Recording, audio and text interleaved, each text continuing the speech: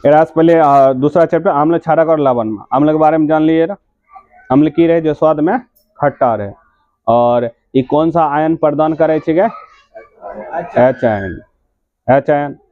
ठीक, और ये लिटमस पत्र को क्या क्या कर देते, किसमें किसमें बदल दे? नीला लिटमस पत्र को किसमें चेंज कर दे? लाल में। और क्षारक या भस्म उसका क्या कार्य है? वो स्वाद में कैसा रहता है? करवा। पीएच उसका आयन कैसा रहता है? आयन पूछे, आयन कौन सा?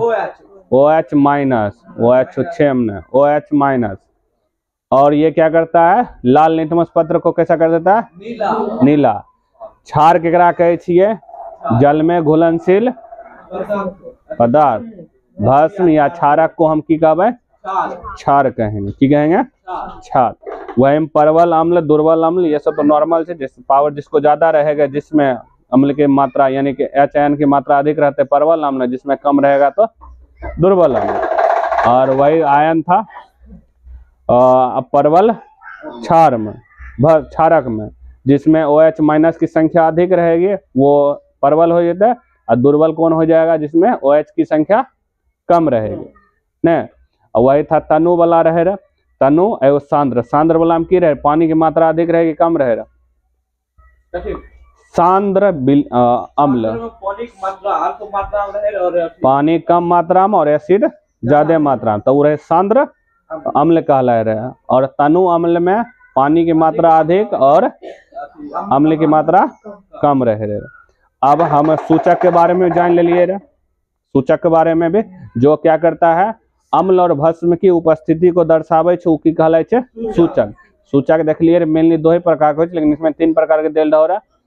मानव निर्मित एवं कृत्रिम मानव निर्मित, या दूसरा रहो रहा प्राकृतिक, तीसरा रहो गंधीय। गंध में भी देख लिए रहे, गंध वाला नीचे देखिए प्याज का रस और लौह का तेल, ये सब गंध वाला रहे रहे, ये गंध का सूचक है।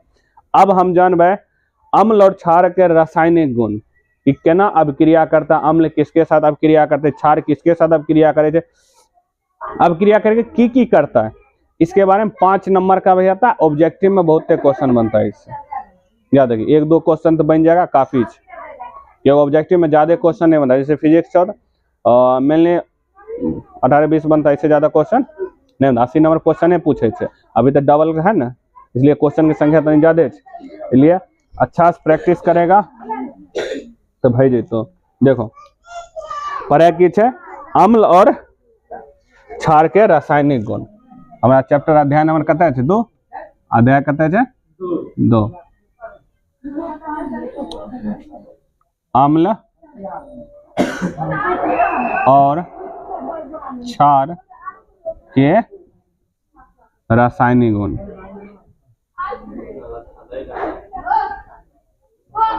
रासायनिक गुण सही सारा ले।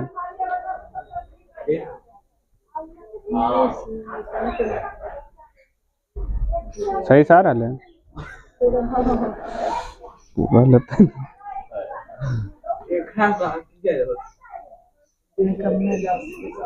अब एक बार तो हुलकिए मारे करे ओकर दो।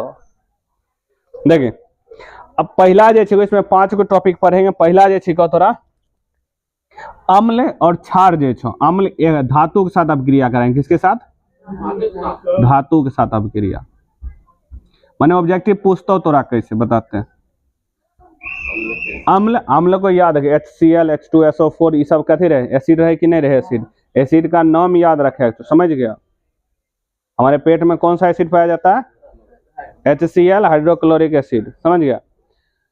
धातु के साथ, अब हम धातु के साथ पहले अम्ल का अभिक्रिया करवाए छिए और दूसरा क्षार के साथ। देखिए धातु के साथ, धातु यानी मेटल, जैसे लोहे से, लोहा अगर एसिड साथ मिलेगा अभिक्रिया करेगा, ठीक, तो हाइड्रोजन गैस मुक्त करता है। क्वेश्चन पूछेगा जब अम्ल धातु के साथ अभिक्रिया करता है तो कौन सा गैस मुक्त करे छे? तो याद रखिए हाइड्रोजन। कथी? Hydrogen gas. हाइड्रोजन गैस हल्की रहे छे, हाइड्रोजन गैस हल्की रहे। तो लिखा अम्ल के साथ अभिक्रिया करा, अम्ल के साथ धातु अभिक्रिया के फलस्वरूप लवण और हाइड्रोजन गैस मुक्त करे छे। लवण बने छे, यानी कि जब धातु को किसके साथ मिलाएंगे? अम्ल के साथ मिलाएंगे तो हमें मिलता क्या है, एक मिलता है लवण, लवण यानी नमक के टाइप में कुछ मिलेगा, और मिलेगा एगो हाइड्रोजन गैस मिलेगा, हाइड्रोजन गैस निकल जाता है ना, ये मिलेगा हाइड्रोजन गैस मिलेगा। यानी कि जब धातु और अम्ल के साथ अब क्रिया करेंगे लवण और हाइड्रोजन गैस मुक्त करेगा। जैसे हमारा देल से 2HCl, HCl यहाँ देखो अम्ल छो यहाँ पे 2HCl यानी 2 गो हाइड्रोक्लोरिक अम्ल, और धातु में देने को जिंक, की देने छो जिंक। जब ये दोनों मिल रहे देखिए जिंक क्लोराइड बनल और प्लस में हाइड्रोजन गैस की कर लगे मुक्त भे गए, मुक्त हुआ कि नहीं, मतलब इसका मतलब गैस निकल गया, हाइड्रोजन गैस है छे दरब थोड़ी छे जो वही रहेगा गैस मुक्त। याद रखबे अम्ल धातु, धातु जब अम्ल के साथ अब क्रिया करे छे तब लवण और हाइड्रोजन गैस बनवे छे, जिसमें हाइड्रोजन गैस मुक्त हो जाता है, और हाइड्रोजन गैस का जो आवाज हो पॉप की आवाज आवे छे, पॉप इधर लिखा हुआ है तोरा, इधर यहाँ पे लिखल छे हाइड्रोजन गैस के पास अगर जलती हुई मोमबत्ती को ले जाए तो पॉप यानी फट फट की आवाज आवे छे। क्वेश्चन ऑब्जेक्टिव आ सकता है, जब हम आग को अगर हाइड्रोजन गैस की लगने, अगर मान लो हाइड्रोजन गैस छे गुब्बारा, गुब्बारा में भर लो हाइड्रोजन गैस, देखता नहीं हो भरत रहे छे को उड़वे वाला, वो दो गैस या तो हाइड्रोजन भरता है या तो हीलियम है, तो वो उड़ता है, तो उसके लगन ले जाएगा तो पॉप की या तो फट की सी आवाज आएगा, उसका आवाज आता है बहुत तेजी से। हाइड्रोजन एक ज्वलन एगो ईंधन का रूप है, इसलिए जानता है ना सूर्य में खाली है ना हाइड्रोजन है, हाइड्रोजन चेंज होता है किसमें, हीलियम में चेंज हो चुके। दूसरा है क्षार के साथ अपक्रिया, क्षार जे रहे धातु के साथ अपक्रिया करके सेम लवण और की बनवे छे और हाइड्रोजन गैस मुक्त करे, यानी कि अम्ल के साथ या क्षार के साथ धातु मिल रहे तो दोनों यही बनाएगा, यानी कि इसमें भी क्षार डाल दो, धातु के साथ क्षार अभिक्रिया करे या लवण अम्ल अभिक्रिया करे तो कथी बनाएगा, लवण और हाइड्रोजन। लवण एक तरफ से इसमें उदासीन का एक तरह से कम करेगा, नमकीन वाला नहीं, खट्टा रहेगा नहीं। अब देखिए इसमें भी देखता पावर किसका, अगर मान लो मैं Cl की मात्रा ज्यादा है तो खट्टा वाला गुण होगा, पावर किसका इहो देखेंगे ना है। मान लो घर में के जीता तो माँ घर में ज्यादा चलते बाबू के चलते चले, मान लो माँ के बाबू ज्यादा चलते चले तो बाबू उदासीन, बाबू के चलते कम, यानी कि घर में सब ज्यादा पावर किसका रहेगा, मम्मी का तुलना में। अब मान लो दोनों पावर सेम तो उदासीन रहेगा, यानी वो बोलते वो बंद, वो बोलेगा तू बंद, दोनों जिसकी पावर ज्यादा रहेगा वही देखने को मिलेगा। यहाँ मान लो कहते अम्ल छे ज्यादा तो इसमें अम्ल का हल्का दिखेगा, और ये हाइड्रोजन गैस मुक्त है, इसको तो ऑब्जेक्टिव के लिए याद रखना। 5 नंबर में क्वेश्चन बने, मतलब ये नहीं, मतलब इसके साथ और भी बनते हैं, 3 टॉपिक कम से कम लिखल करता पहला अगले। अब देखिए क्षार के साथ अब क्रिया करवावे छे तो धातु इसमें जिंक डालो और क्षार डालो NaOH, NaOH ठीक। अभी बन जो गया जिंक सोडियम बनाता है NaZnO2, यानी वह सोडियम जिंकेट बनाता है और हाइड्रोजन गैस की करे मुक्त। सोडियम ऑक्साइड में यहाँ देखो जिंक तो के बनाता है Na, सोडियम के जिंकेट बनाता है, कभी बनाता है जिंकेट, जो Na सोडियम है ना जिंकेट बनाता है, हाइड्रोजन गैस मुक्त करेगा। ये तोरा अम्ल छो, के लिए छो अम्ल, ये छो तोरा क्षार, ये के छो क्षार या भस्म बोलो जे बोले छो। तो पहला देख लिया धातु के साथ अपक्रिया, समझ गया। अब दूसरा जो अपक्रिया छिको, अब जब अम्ल और धातु के साथ इसमें भी अपक्रिया कराएगा। देखिए सबका अपक्रिया अम्ल और क्षार एक साथ हो तो याद रखिए। अब दूसरा अपक्रिया हो धातु कार्बोनेट या धातु बाइकार्बोनेट के साथ, धातु कार्बोनेट या तो धातु बाइकार्बोनेट, दो। दूसरा जो अपक्रिया कराएंगे हम कराएंगे धातु कार्बोनेट, कार्बोनेट या तो हम कराएंगे तथा धातु कार्बोनेट धातु बाइकार्बोनेट, बाइकार्बोनेट। अब इसमें देखो तो हिंदी भी लिख दिलिए, समझ गया। जब देखिए अम्ल को धातु के साथ अपक्रिया, धातु के साथ अपक्रिया कराएंगे लवण और हाइड्रोजन गैस मुक्त, लेकिन बाइकार्बोनेट मान इसमें कार्बन जरूर रहेगा, कहीं रहेगा कार्बन जरूर रहेगा। इसमें देखिए कार्बन रहे या नहीं रहे, लेकिन इसमें कार्बन की मात्रा धातु के साथ कार्बन जरूर रहेगा। वही लिखा जो उतरा अम्ल को जब धातु के साथ धातु कार्बोनेट के साथ अपक्रिया करते लवण और जल और CO2 गैस भी मुक्त करे, यानी कि धातु अम्ल को जब हम धातु कार्बोनेट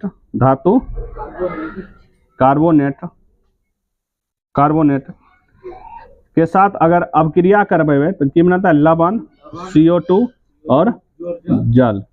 जल ई तीन चीज का की करे निर्माण करे, तीन चीज का की करता है निर्माण करे छे। और सेम वही छे बाइकार्बोनेट के भी साथ, बाइकार्बोनेट साथ भी यही छे कि लवण CO2 और कथी जले बनाएगा। समझ गया। एग्जाम्पल के तौर पर देखिए देल छिको, यहाँ देख 2HCl ये अम्ल भे गेले, Na2CO3 सोडियम बाइकार्बोनेट, ठीक, CO3 छे कार्बन छे कि नहीं छे, कार्बोनेट रहेगा और लवण बनाएगा, कथी बनाएगा लवण बनाएगा। और लवण बनेगा NaCl प्लस में CO2 और प्लस में कथी निकल जाएगा H2O जल निकलेगा, 2NaCl हो जाएगा। दो यहाँ से देखिए ये NaCl नमक है, लवण है कम कर रहा है, और CO2 गैस हो गया, ये निकलेगा यानी गर्म है, और ये जल है। यहाँ देखो बाइकार्बोनेट कथे बाइ सोडियम कार्बोनेट, देखिए अम्ल कार्बोनेट धातु कार्बोनेट के साथ अभिक्रिया करे या बाइकार्बोनेट के साथ अभिक्रिया करे, दोनों के साथ लवण कार्बन डाइऑक्साइड या जल का तुरंत की करेगा निर्माण करेगा। और देखिए क्षार जो रहे ना, क्षार इसके साथ अभिक्रिया नहीं करता, इसके साथ अभिक्रिया नहीं, धातु या अधातु के साथ अभिक्रिया क्षार की करे नहीं करता, ये सिर्फ की करता है अम्ल सिर्फ अभिक्रिया करे, याद रखते हैं। और नेक्स्ट देल छो अम्ल और क्षारक परस्पर अभिक्रिया करबे, जब हम अम्ल को और क्षार दोनों को मिलेंगे, पहला रहे धातु के साथ अभिक्रिया करबे, दूसरा रहे धातु कार्बोनेट या धातु बाइकार्बोनेट, दोनों के साथ अभिक्रिया कराएंगे तो हमको क्या मिलता है, एक लवण मिलता है, एक जल मिलता है, एक CO2 मिले। और तीसरा चीज जब हम अम्ले और क्षारे का अभिक्रिया करबे तब, तो अगर सेम अम्लो जते है तब ये क्षारो है तो उदासीन करेगा कि नहीं करेगा, इन्हें खट्टा तीखा उदासीन कर देगा। यहीं पर डिफिनेशन बनता है उदासीनीकरण का अभिक्रिया। ये मोस्ट वीवीआई क्वेश्चन है एग्जाम्पल के साथ, समझ गया। तीसरा जो कथी छो अम्ल और क्षार के साथ जब अभिक्रिया करबे तब, यानी अम्ल भी मिलेगा और कथी मिलेगा क्षार यानी भस्म भी मिलेगा, तब कौन सा अभिक्रिया कहलेगा। देखिए जब अम्ल और क्षार मिलेगा तब, यानी क्षारक मिलेगा तब की बनेगा, यही थोड़ा उदासीनीकरण का डिफिनेशन भी याद होता, समझ ले। डिफिनेशन कैसे बनता, जब अम्ल को क्षार के साथ मिले तब, अम्ल को जब क्षारक के साथ मिले तब लवण बनाता और जल बनाता, और कथी बनवे लवण और जल। इसी अभिक्रिया को बोले उदासीनीकरण का अभिक्रिया, की बोले उदासीनीकरण अभिक्रिया। लेकिन अगर डिफिनेशन माने अम्ल और क्षार जब अभिक्रिया करके लवण और जल बनवे छिके तब उस अभिक्रिया को हम की बोले छिए उदासीनीकरण अभिक्रिया, की बोले छिए उदासीन। देखिए डिफिनेशन यही से बनेगा, जब अम्ल और क्षार अभिक्रिया करके लवण और जल बनाते हैं तो उस अभिक्रिया को क्या बोले छिए उदासीनीकरण अभिक्रिया बोले छिए। ठीक है, यहाँ डिफिनेशन भी देखिए लिख लिया, जब अम्ल और क्षार परस्पर अभिक्रिया करते हैं तो लवण और जल का निर्माण करते हैं। क्वेश्चन यहाँ से भी पूछेगा, जब अम्ल और क्षारक या क्षार जब मिलते हैं तो क्या चीज बनता है, तो वहां ऑप्शन में रहेगा अम्ल बनेगा, क्षार बनेगा या लवण प्लस जल बनेगा, वहां लिखा रहेगा, वहां ऑप्शन तो टिक मारे पड़ते हो याद है। ये जो यही अभिक्रिया को क्या बोले चाहिए उदासीनीकरण, उदास बह गया, एकरो पावर सेम तो दोनों लड़े रहेगा, दोनों का स्वाद हट जाएगा, तो हल्का थोड़ा नमक का स्वाद आ जाता है इसमें, मैंने ने कड़वा रहेगा ने खट्टा रहेगा ना, दोनों नहीं रहेगा।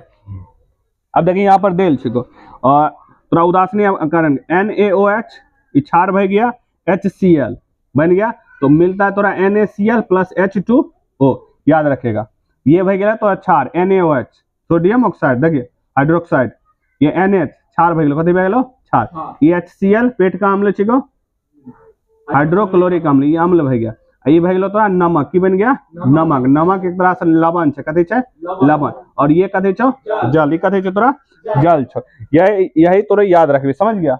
एक एग्जांपल सिर्फ याद रखबे, इसका एग्जांपल लिखाइए पड़ेगा वहां पे, समझ गया।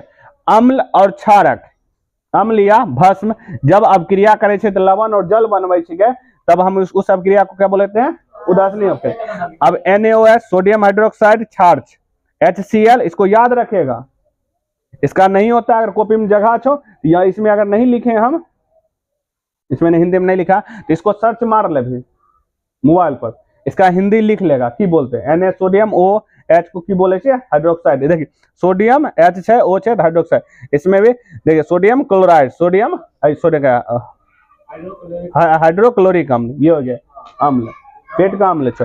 ये नमक का फॉर्मूला है NaCl, वहाँ फॉर्मूला भी पूछता है, जल का तो नॉर्मल छो, ये याद रखिए। ये 3 नंबर देख लिया इसका आप किया। अब देखो इसमें भी थोड़ा यहाँ पर देखिए डब्बा बना के देल, डब्बा बना के देल चुके। अगर देखिए पहला परवल अम्ल, परवल अम्ल, अम्ल, और जोर में देल छे दुर्बल क्षारक, दुर्बल क्षारक, क्षारक। अब जो बनेगा लवण बनेगा, सीधी सी बात है, और जल बनेगा, कभी बनेगा जल। लेकिन देखिए ताकतवर है कि नहीं, कमजोर से बनेगा लवण, लेकिन इसमें गुण किसका रहेगा, अम्ल का, या अम्ल में ज्यादा पावरफुल है कि नहीं। तो ई कैसा बनेगा, अम्लीय बनेगा, अम्लीय है, अम्लीय लवण बनेगा। कैसा बनेगा, अम्लीय। क्यों क्यों सोचे ई ज्यादा ताकतवर है, ई के कमजोर, लेकिन हम जाने अम्ल और क्षार मिले लवण बने, लेकिन लवण इस स्वाद में कैसा होगा, अम्लीय होगा, खट्टा होगा कि नहीं होगा, और जल तो बनाएगा ही। सेम उसी तरह दुर्बल अम्ल देल छो और परवल क्षारक देल छो, इसमें जो लवण बनेगा कैसा बनेगा, क्षारीय बनेगा। कैसा बनेगा, क्षारीय बनेगा। लिख लिया ना कॉपी। देखिए अगर आज परवल अम्ल और परवल क्षारक दुनू ताकतवर, तो सीधी से उदासीन बनेगा, उदासीन लवण बनेगा कि दोनों सेम है। दुर्बल अम्ल दुर्बल क्षारक, उदासीन लवण बनेगा, जल तो बनाएगा साथ में। अगला देखिए अम्लों के साथ धात्विक ऑक्साइड की अभिक्रिया। जब अम्ल के साथ धात्विक ऑक्साइड, ऑक्सीजन होगा, धातु भी उसमें मिलल रहे, उसके साथ जब आप क्रिया करेंगे तब कीजिएगा। देखिए धात्विक ऑक्साइड को जब अम्ल के साथ अभिक्रिया बने तो लवण और जल बनवे, लवण और की बनाता है, जल बनाता है। यहाँ कॉपर क्लोराइड से बनने वाले विलयन में नीला रंग हो जाए। देखिए कॉपर क्लोराइड के बनने से विलयन का रंग की हो जाए नीला। यहाँ दे CO कॉपर देल छो, HCl देल छो, समझ गया, कॉपर ऑक्साइड HCl देल छो, समझ गया। यहाँ पर जब बनेगा ना कॉपर क्लोराइड CuCl2 बनल है ना, कॉपी में देखो CL2 बनल है कि नहीं है, और H2O ऑक्सीजन बनल है, लेकिन इसका रंग कैसा हो जाएगा, कॉपर क्लोराइड का रंग कैसा हो जाएगा, नीला हो जाएगा। यानी देखिए CO copper oxide plus 2HCl, ये अम्ल हो गया। जब आप क्रिया करेगा की बनाए रहा थोड़ा Cu कॉपर क्लोराइड और बनाए रहा H2O। अब ये बन ले, इसका रंग कैसा हो जाएगा, नीला। इसका रंग कैसा होगा, नीला हो जाएगा। इसका रंग कैसा हो जाएगा, नीला। यही कह रहा। अलग अलग धातुक ऑक्साइड की प्रवृत्ति क्षारीय हो छे, माने ई जे धातु छे, ये धातु ऑक्साइड छे, धातु छे न, ऑक्सीजन छे, धातु ऑक्साइड की प्रवृत्ति माने इसको कैसा रहता है, क्षारीय रहता है। कैसा रहता है, चखेगा क्षारीय दिखेगा, कैसा लगेगा, क्षारीय। वही लिखे थे धातु ऑक्साइड की प्रवृत्ति क्षारीय, क्योंकि ये अम्ल के साथ क्रिया करके लवण और जल बनवे छे। कथी बनवे छे, लवण और की बनवे छे, जल बनवे छे, समझ गया। और अगर धातु ऑक्साइड की प्रवृत्ति तो हो गया, यहाँ देखिए लिखा हुआ उदाहरण में भी अलग है। और धात्विक ऑक्साइड और धातु जब साथ ऑक्सीजन मिलल रहेगा तब, और धातु के साथ की मिलल रहेगा, ऑक्सीजन मिलल रहेगा तब। तो क्षार के साथ अब क्रिया करते की होता है, इसमें भी लवण और जल बनाएगा, इसमें भी की बनाएगा, लवण। लेकिन और धातु छे कि छे, वो धातु छे। तो यहाँ देखिए CO2 देल छे कि नहीं देल छे, और धात्विक ऑक्साइड और क्षार देने छे CaOH2, लवण में देल छे देखिए लवण जो बने CaCO3 बनल के, और H2। अब इसमें क्या, और धातु जो प्रवृत्ति होती है कैसा होता है, अम्लीय होता है। धातु देखिए धात्विक ऑक्साइड ये लिखल है, धात्विक ऑक्साइड यानी धातु जो ऑक्साइड है इसका प्रवृत्ति कैसा होता है, क्षारीय होता है। कैसा होता है, क्षारीय होता है। और अधात्विक ऑक्साइड का कैसा होता है, अम्लीय। कैसा हो, अम्लीय। इसको याद रखिए, इसको बार बार याद रखेगा तभी ये होगा, समझ गया। अब देखो याद करेगा टेक्निक, या तो अम्लीय होगा या तो क्षारीय होगा। देखिए ये देखिए छोटा अक्षर है कि नहीं, छोटा अक्षर माने 1 2 3 4 लगभग, इसमें क्या अक्षर 3 अक्षर, इसमें 1 2 3 4 5 अक्षर, इसमें देखिए अम्लीय, ये 4 अक्षर होता है कि नहीं होता है। तो छोटका अक्षर छोटका अक्षर, और धातु देखिए ऑक्साइड लगल है, दोनों ऑक्साइड लगल है कि नहीं। जब धातु के ऑक्साइड के साथ क्षारीय और धातु ऑक्साइड के साथ अम्लीय किया, छोटका अक्षर साथ प्रवृत्ति उसका मान लो, और बड़का अक्षर साथ, और धातु ऑक्साइड का अम्लीय बड़ा अक्षर, और धातु ऑक्साइड छोटा है, तो ओकरा याद करे के लिए क्षारीय। ऑब्जेक्टिव पूछता है, कभी पूछता है, ऑब्जेक्टिव पूछेगा।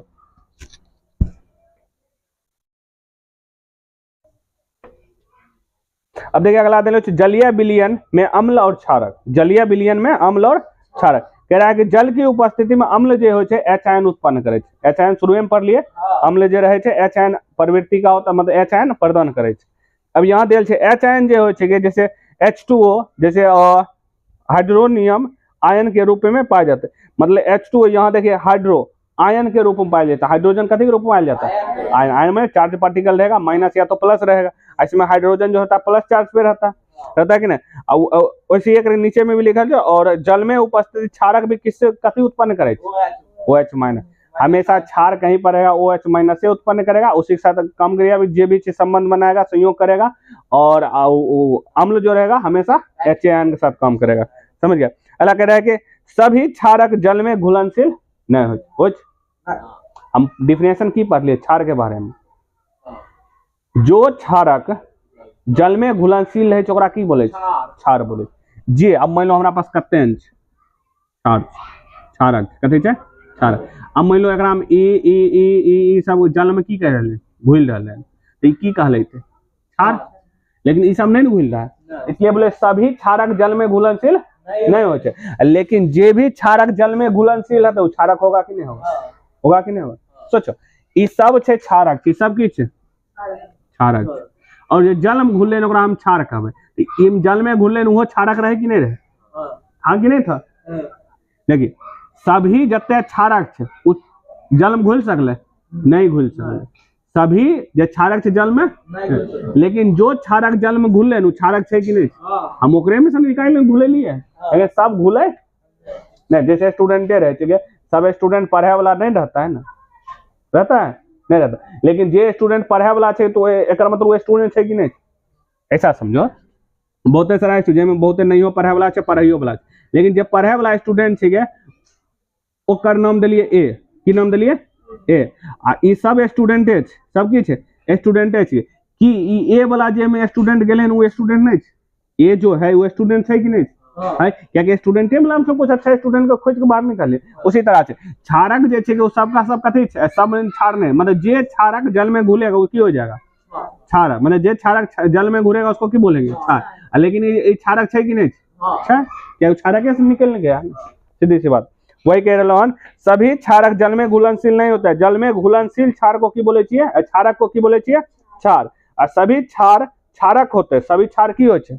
क्षारक है कि नहीं है? इसको समझना है बुझे छै। लेकिन परंतु सभी क्षारक क्षार नहीं है। ई सभी क्षारक क्षार छै? नहीं छै। सभी क्षारक सभी क्षारक क्षार छै? नहीं छै। अलग है। जल के साथ अम्ल या क्षारक को मिलाने या सावधानी बरतनी चाहिए। जब हम अम्ल को किसी जल में मिलेबे तो सावधानी। अम्ल हमेशा क्षारक को ही जल में मिलाना चाहिए, मतलब हमेशा के अम्ल या क्षारक को ही जल में की करे मिलबे चाहिए। और लगातार इसे हिलाने रहने से, क्योंकि प्रक्रिया अत्यंत उष्मा क्षेपी हो जाए। मतलब जब अम्ल को जब जल के साथ मिलाएंगे तो वहां पर एक अपक्रिया होता है उष्मा क्षेपी अपक्रिया। कौन सी अपक्रिया होती है? उष्मा क्षेपी अपक्रिया। समझ गया? और उष्मा क्षेपी अपक्रिया में की होय छै? गैस मतलब उष्मा निकले छै कि शोषित होय छै? निकले छै। उष्मा क्या करता है? निकलता है। अगला कह रहा है कि किसी क्षार या अम्ल की प्रबलता उसके H आयन और OH माइनस पर निर्भर करे छै कि नहीं? प्रबलता जिसमें H आयन अधिक रहेगा यानी कि वो अधिक की है? अम्लीय है। जिसमें OH ज्यादा रहते माइनस यानी क्षारीय है। डिपेंड किस पे करता है? H पर नहीं डिपेंड करता, OH माइनस पर नहीं डिपेंड करे। वही पॉइंट बना के लिखो। अगला जो pH स्केल कथी देल छै? अब pH स्केल के बारे में की करबे देखबे।